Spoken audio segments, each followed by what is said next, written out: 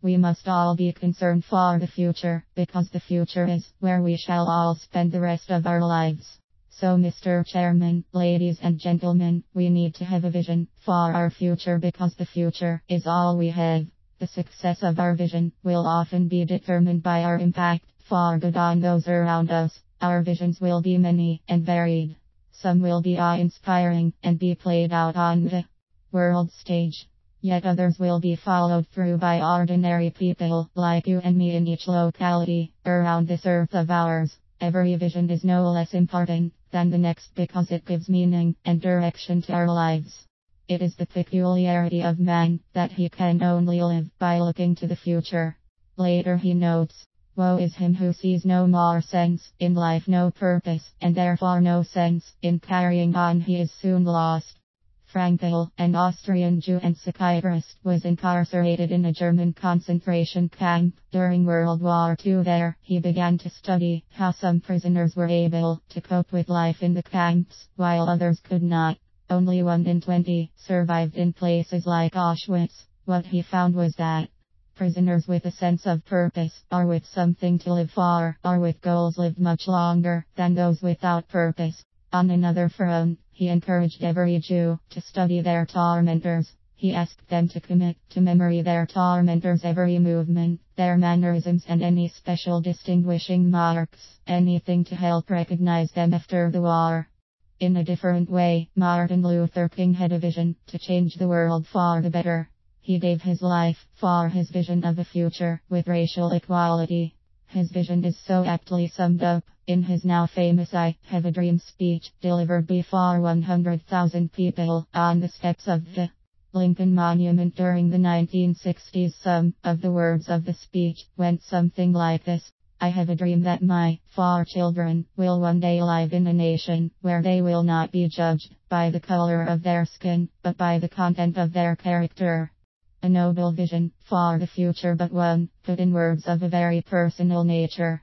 To have a vision for the future which we can achieve, we must immerse ourselves in it totally.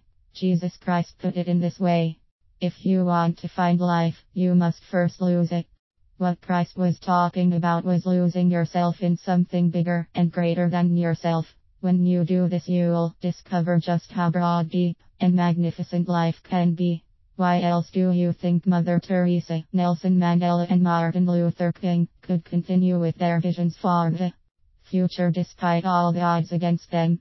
They felt fulfilled by their so-called sacrifices, that their contributions made to the lives of others.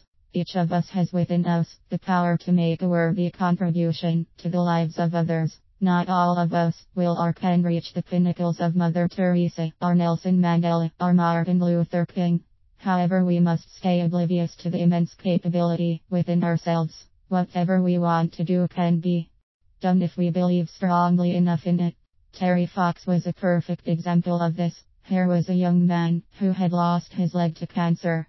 He wanted to show other cancer sufferers that they, too, could still have a full and rewarding life. So he set out to run across Canada on his artificial leg to raise $1 million for cancer research. Despite dying on his run, he raised $24 million. Today, around the world, his epic run is celebrated annually with Terry Fox Fund Runs, which continue to raise funds for cancer research and give others the inspiration to live their lives to the full. Terry's vision for his life after cancer took his leg was to be thoroughly used up when he died. On a personal front, I find that life is always exciting when I have a vision for the future. When there are no immediate goals in sight, life seems unrewarding. I need a constant vision of where I want to go. Louise May Alcott of Little Women fame captures that feeling for me in these words: "Let us all have our own vision for the future and seek to achieve that vision. Remember, it is the journey that is exciting and rewarding, not the arriving.